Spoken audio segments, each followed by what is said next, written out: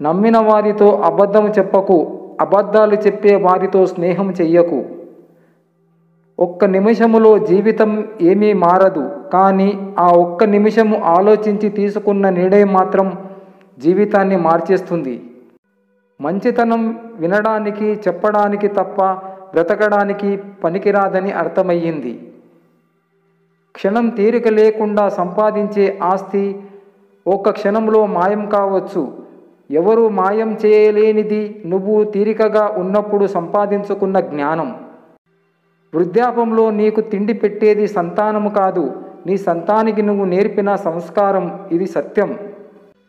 పచ్చగా ఉన్న చెట్టు కిందనే అందరూ కూర్చుంటారు, ఎండిపోయిన చెట్టు కింద ఎవరు కనబడరు. అలాగే చేతిలో డబ్బు ఉంటేనే అందరూ మనతో పాటు ఉంటారు. అదే డబ్బు లేకపోతే ఎవరు దగ్గరికి రారు. నిజానికి నీడకు తేడా ఉన్నట్టే మాటకి, చెప్పుడు మాటకి ఎంతో తేడా ఉంటుంది. మనిషికి విలువ ఇచ్చే వారి కోసం మనం ఒక మెట్టు దిగినా లేక ఒక మాట పడినా తప్పు లేదు.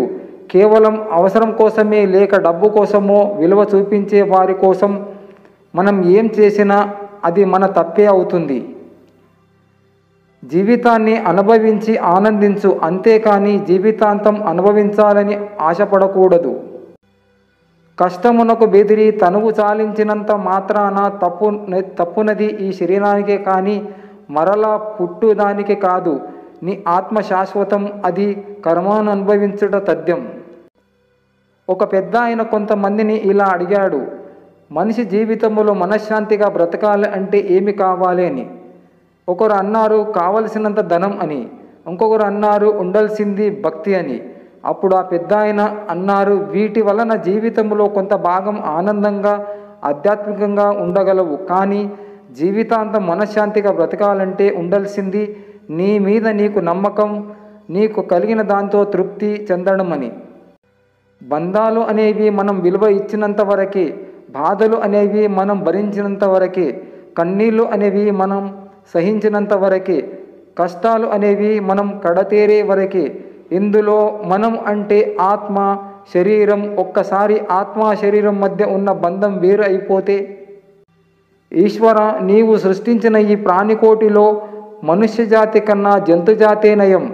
జంతువులు ఆకలి కోసం సాటి ప్రాణికి కాకుండా వేరే జాతి వాటిని వేటాడి చంపుతాయి. కానీ మనుషులు మాత్రం తమ స్వార్థం కోసం సాటి మనిషిని సైతం వేటాడి మరీ చంపుకుంటున్నారు. పుట్టడానికి కర్మ కావాలి, చావడానికి కారణం కావాలి. ఈ రెండింటికి మధ్య మనిషి బ్రతకడానికి ఆశ కావాలి.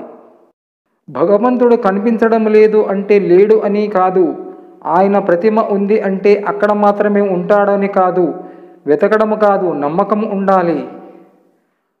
మనల్ని గమనించే అన్ని కళ్ళు మనం బాగుపడాలి అని అనుకోవు, కొన్ని మనం బాధ పడితే చూడాలని అనుకుంటాయి.